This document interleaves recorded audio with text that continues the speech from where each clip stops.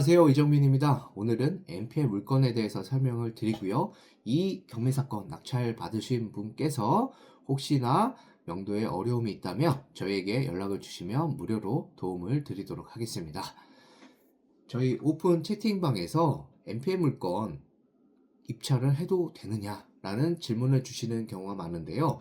당연히 아무 문제가 없습니다. NPL 물건이라는 게 무엇인지 설명을 드리고, 이 사건에 대해서는 마찬가지로 낙찰 받으신 분이 계시다면 저희가 관련 사건이기 때문에 무료로 명도를 도움드리도록 하겠습니다. 개인정보가 있어서 비공개 처리를 했고요. 위치는 7호선 골포천역 바로 옆에 있는 오피스텔입니다. 보시다시피 건물 면적이 상당히 넓습니다. 펜트하우스예요. 4개 호수밖에 없고요. 네이버 부동산에서 실거래를 잠시 살펴보자면 제일 넓은 평수입니다. 전용이 253.11제곱미터예요. 요 평수예요. 그리고 경매 처음 접근하신 분들은 이 건물 면적이 항상 전용 면적이라는 점 유의하시고 실거래를 찾아보셔야 됩니다. 얘네가 아니고 이 면적이에요.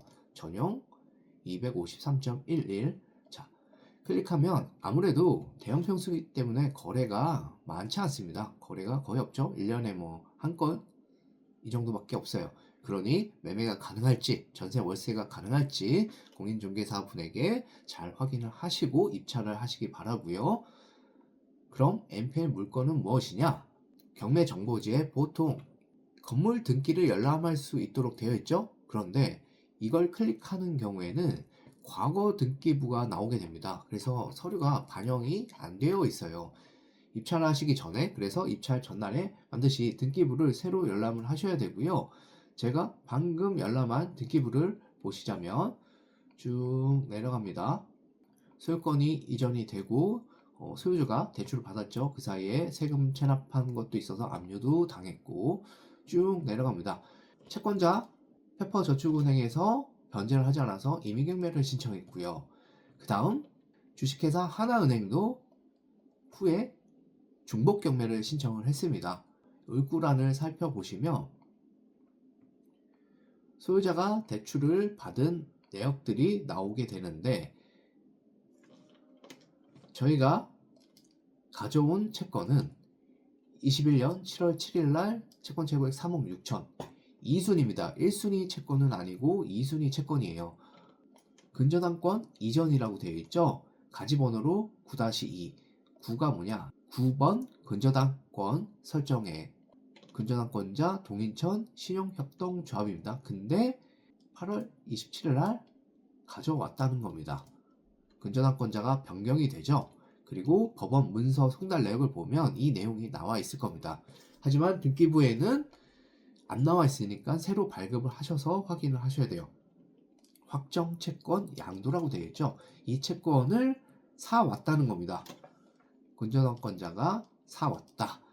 그러면 이 동인천 신용협동조합이 배당 순서에 따라 2순위라고 했죠. 2순위 배당을 받을 때 여기로 돈이 가는 게 아니고 플립 탭으로 돈이 들어오게 된다는 뜻입니다.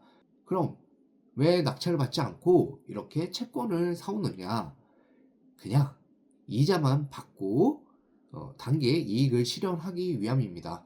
낙찰을 받게 된다면요, 매도를 하거나 전세를 넣거나 월세를 놔야 되는 거잖아요. 물론 수익률이 높아지기 위해서는요, 유입이라고 하는데, 이 물건을 직접 낙찰 받는 겁니다. 이 채권을 사서 낙찰을 받고 나중에 되팔거나 분양을 한다. 그러면 수익률은 높을 거예요. 그렇게 하시는 분들도 많으시고요. 수익률이 높기 때문에. 그런데 저희는 뭐 그런 걸 바라는 게 아니고 그냥 요 채권 최고액 3억 6천을 할인받아서 은행으로부터 가져오는 겁니다. 그렇다고 할인율이 엄청 크지는 않고요. 그냥 몇 천만 원 정도 되는 겁니다. 나중에 배당을 받게 되면 몇 천만 원 수익이 생기는 거예요. 그걸 목적으로 론세일이라고 하죠. 채권 양수도 계약을 하는 겁니다. 8월 27일 날 채권을 사왔죠. 그럼 1월 28일 날 낙찰이 되든 그 다음 달에 낙찰이 되든 분명 낙찰은 될 겁니다. 그럼 낙찰자가 낙찰 대금을 법원에 내겠죠? 그럼 배당을 받고 엑시트를 하게 되는 논리입니다. 수익을 많이 볼 욕심을 줄인다면 확실한 수익이 생길 거예요.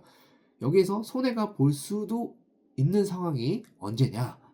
만약 이 물건이 가치가 없어서 계속 유찰이 되고 만약에 5억에 낙찰이 된다. 그럴 일은 없을 거라고 생각을 하지만요.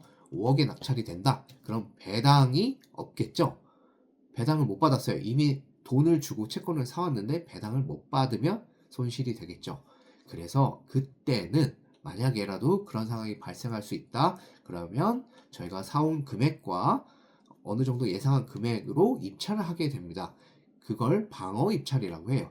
낙찰을 받고 시간이 흐르고 이 부동산 가치가 오르게 된다면 다시 되팔게 될 수밖에 없는 거죠. 만약에 5억에 낙찰이 되도록 가만히 있으면 손실이 확정되는 거잖아요. 그런데 만약에 8억에 낙찰을 받는다. 그렇다면 나중에 8억 5천에라도 판다. 그러면 어쨌든 손해는 아니고 이득을 볼 수 있는 거고 채권을 사오기 전에 미리 다 계산을 합니다. 이 정도면 손해는 안 보겠거니. 그리고 만에 하나라도 손해를 볼 수 있다면 방어 입찰이라는 걸 시도를 하는 것이고요. 그럼 왜 바보같이 미리 계산을 똑바로 못하느냐? 그렇게 생각할 수도 있겠죠? 하지만 은행에서 이런 채권을 팔 때요. 돈이 되는 것들만 팔지는 않아요. 돈이 되는 것과 손해를 볼 수 있는 것을 섞어서 팝니다. 예를 들어서 10개를 팔면 그 중에 7개는 수익이 되고 3개 정도는 손해거나 손해가 아닐 수도 있는 물건을 섞어서 파는 거예요. 은행이 돈 되는 것만 다 주지는 않는다는 겁니다. 그래서 10개를 가져오게 되면 어떤 것은 수익, 어떤 것은 손해나 본적, 그럼 결론적으로 모든 걸 합산하게 되면 이제 어느 정도의 수익이 창출이 되는 구조입니다. 이것이 NPL이라고 저희가 얘기하는 것이고 여러분들이 입찰을 할 때는 아무 상관이 없어요. 여러분이 입찰을 하고 법원에 낙찰 대금을 납부하면 저희가 은행 대신에 배당금을 받는 거지 여러분과 NPL 회사와는 아무런 상관이 없습니다. 오히려 가장임차인이 있는 물건들 있죠. 그곳에 전화를 하시게 되면 대부업체에서 이 가장임차인이 가족인지 배우자인지 이런 정보도 알려드릴 수 있습니다. 왜냐? 낙찰을 받아야지 배당을 받을 거잖아요. 입찰자들과 서로 상호 보완할 수 있는 관계라는 겁니다. 그럼 은행은 왜 이렇게 채권을 파느냐? 돈이 되는 건데 왜 파느냐? 그건 은행의 그 대손 충당금 적립과 그리고 자기자본 비율 뭐 이런 것들이 있습니다. 악성 채권을 오래 갖고 있을 수가 없어요. 그러면 은행의 신용도도 떨어지고 여러모로 이거를 부실 채권의 경우에는 뭐 3개월 지나고 뭐 처분해야 되는 그런 규정이 있어서 은행도 처분을 하는 거고요. 그래서 은행도 처음에 대출해 줄 때 물건을 잘 분석을 하죠. 그래서 가장임차인이 있으면 서류상은 대항력이 있다. 근데 내가 저 사람이 가장임차인이라는 건 알고 있다. 그것만으로는 대출이 나가질 않아요.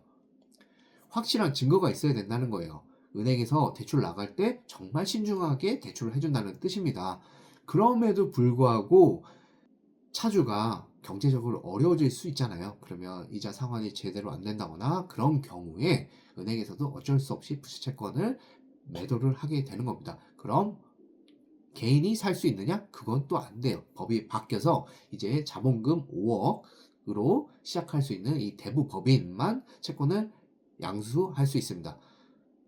그리고 자기 자본금의 10배까지 채권을 살 수 있어요. 자본금이 5억이라면 50억, 그리고 10억이라면 100억 정도까지 채권을 매입할 수 있다는 거고요. 이 물건은 골포천역 가보신 분들은 아시겠지만 거주하는데 뭐 좋습니다. 그리고 경매 인천 쪽에서 입찰을 하시는 분들은 많이 아실 거예요. 이 오른쪽이 아파트로 입찰을 많이 하시죠.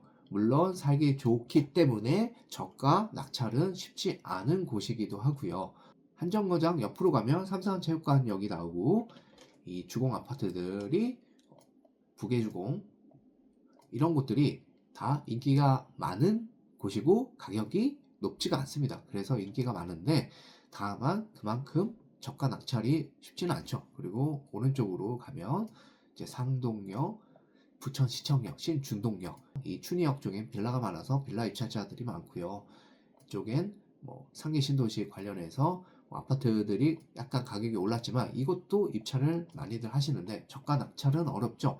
이 구포천도 나쁘지 않지만 지금 현재 가격대가 높다고 생각하시는 분들은 다음 차수에 입찰을 하실 것이고, 알아서 잘 판단하셔서 입찰을 하시되 만약 명도가 어렵다 그런 경우 저에게 연락을 주시면 무료로 도움을 드리도록 하겠습니다. 덕분에 저희는 배당을 받게 되는 것이기 때문에 그렇게 말씀을 드리는 거예요. 그리고 권리 분석을 보자면 매각 물건 명세서 건전항권 말소 기준이고 소유자가 거주하고 있어서 뭐 문제 되는 게 전혀 없죠. 인수되는 게 없다는 겁니다. 그리고 여기 중복 경매라고 되어 있는데요. 최초 진행되는 사건 요걸로 진행이 되는 것이고요. 페퍼저축은행이 경매를 진행을 했고요. 후순위 채권자죠. 근데 제 1순위 하나은행은 경매를 안 하고 있었어요. 후순위가 경매를 진행하고 있고 기다리다가 후에 이 경매는 왜 신청을 하느냐, 가만히 있어도 되는데 왜냐면 경매가 엎어질까봐 그렇습니다. 1순위 경매가 진행되다가 엎어지면 그러면 채권자는 어차피 이 소유자가 경제적으로 어려운데 그럼 다시 또 경매를 해야 되는 거잖아요. 그러려면 감정평가하고 뭐 기타 등등등 시간이 6개월은 걸립니다. 그 시간을 기다리기 어렵잖아요. 그래서 뒤따라서 바로 경매를 신청합니다. 그럼 앞 사건이 엎어지게 되면 이 후행 사건으로 쭉 이어서 진행이 되는 겁니다. 보통은 금융권에서 중복 경매를 넣어요. 이게 문제가 있어서 뭐 입찰하시는 분들이 뭐 걱정하실 일은 전혀 아니다. 그냥 이렇게 되어 있으면 아, 은행이 추가로 경매가 엎어질까봐 경매를 넣었구나. 그 정도로 알고 계시면 됩니다. 그리고 가등기 조심하라는 얘기 많이 들으시죠? 하지만 여기 소유권 이전 청구 가등기는 왜 했는지 모르겠지만 은행 건전하게 1순위죠. 이후로 모두 소멸된다고 쓰여 있죠. 말소 기준 이하 모두 소멸됩니다. 만약 이 소유권 가등기가 여기에 있었다, 은행보다 위에 있었다, 그러면 굉장히 조심을 하셔야 되는 거고요. 잘 살펴보셔야 되는 거고, 이 물건은 아무런 문제가 없다, 가격 파악해서 잘 입찰하자. 그리고 명도가 어렵다면 저희에게 연락을 주시면 된다. 여기까지 말씀드릴게요. 그럼 성공적인 투자 이어가시고 감기 조심하십시오. 저도 목감기, 코감기 때문에 말하는 게 편하진 않은데 조금 나았습니다. 그래서 이제 촬영을 하고 있고요. 건강관리 잘 하시고 다음에 뵙겠습니다. 시청해 주셔서 감사합니다.